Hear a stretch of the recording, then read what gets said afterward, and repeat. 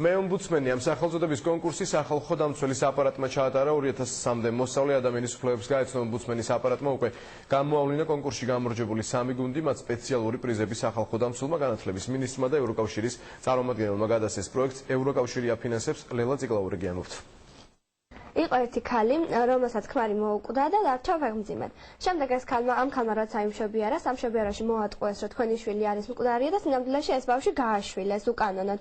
ეს ქალი როდესაც გამოვიდა სამშობიაროდან, წავიდა იტალიაში და იქ გათხოვდა და 13 წლის შემდეგ გაიგო, რომ მისი შვილი იყო ცოცხალი და ჩამოვიდა. შემდეგ ბავშვის ბიოლოგიურმა მშობელმა საკუთარი შვილის დაბრუნება მოისურვა.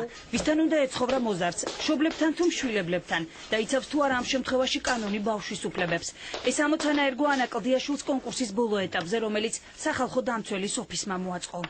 ჩვენ გადავწყვეტეთ ეს, რომ სასამართლოს უნდა გაეთვალისწინებინა ბავშვის უფლებები და უნდა დაეტოვებინა იმასთან, ვისთანაც შეეძლო ცხოვრება და სრულიად უცხო ადამიანთან ერთად არ უნდა გაეშვა იტალიაში საცხოვრებლად და ეს პასუხი გამარჯვებისთვის საკმარისი აღმოჩნდა. კონკურსში მე ომბუდსმენი საქართველოს მასშტაბით 2000-ზე მეტმა მოსწავლემ მიიღო მონაწილეობა. მიზანი ადამიანების უფლებების შესახებ ცოდნის ამაღლება და ახალგაზრდა თაობისთვის საკუთარი უფლებების გაცნობა იყო.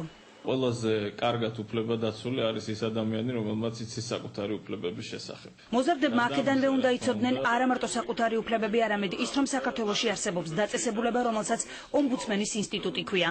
სახალხო დამცველის თქმით, ნებისმიერ ადამიანს გააჩნია უფლებები და მას კანონი იცავს. ყოველი ადამიანი კი მიუხედავად განმასხვავებელი ნიშნებისა, თანასწორ უფლებიანია ამ კანონის წინაშე, რადგან ის დისკრიმინაციას კრძალავს. ადამიანს აქვს რა თქმა უნდა გამოხატვის თავისუფლება, იგი არ შეიძლება რომ აწამონ და დაუქვემდებარონ არა ადამიანურ მოპყრობას, ასევე ის რომ ადამიანს უფლება აქვს თქვათ იგივე მიიღოს მონაწილეობა არჩევნებში გარკვეული ასაკის შემდეგ, შესაბამისად ცხადია რომ მას გააჩნია ასევე რელიგიის თავისუფლება. კონკურს მე ომბუდსმენი გამარჯვებულები უკვე ყავს. ათასობით მოსწავლე შორის წარმატებას მხოლოდ 3 გუნდმა მიაღწია. გუნდში ყველა გოგონები არიან და ყველა იმერეთის რეგიონიდან. გამარჯვებულებს პრიზებიც გადასცეს. საჩუქრებს შორის პერსონალური კომპიუტერები, ნეტბუქები, აიპოდები და წიგნებიც იყო. მე ომბუდსმენის ვებ-თამაშში გამარჯვებულები სახალხო დამცველმა, განათლების მინისტრმა და ევროკავშირის წარმომადგენელმა ერთად დააჯილდოვეს. როდესაც ბავშვი ამთავრებს სკოლას, მე უნდა ძალიან ადვილად ინტეგრაცია მოახდინოს ყველა იმ სამოქალაქო პროცესებში, რომელიც მიმდინარეობს საზოგადოებაში. მოზარდებისთვის ადამიანის უფლებების უკეთ გაცნობის პროექტის იდეა ქართულია. დაფინანსება კი ევროპული. თანხა კონკურსის ჩასატარებლად სწორედ ევროკავშირმა გაიღო. დარწმუნებული ვარ, რომ ამ კონკურსის შემდეგ თქვენ იქნებით ადამიანები, რომლებიც ხელს შეუწყობენ ამ ღირებულებების გავრცელებას, იქ სადაც თქვენ ცხოვრობთ და მუშაობთ.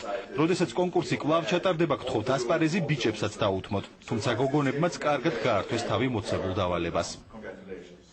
სახალხო დამცველის ოფისში ამბობენ, რომ კონკურსი ტრადიციული გახდება. დაინტერესებული პირებისთვის კი მათი მდიდარი ბიბლიოთეკის კარი ღიაა.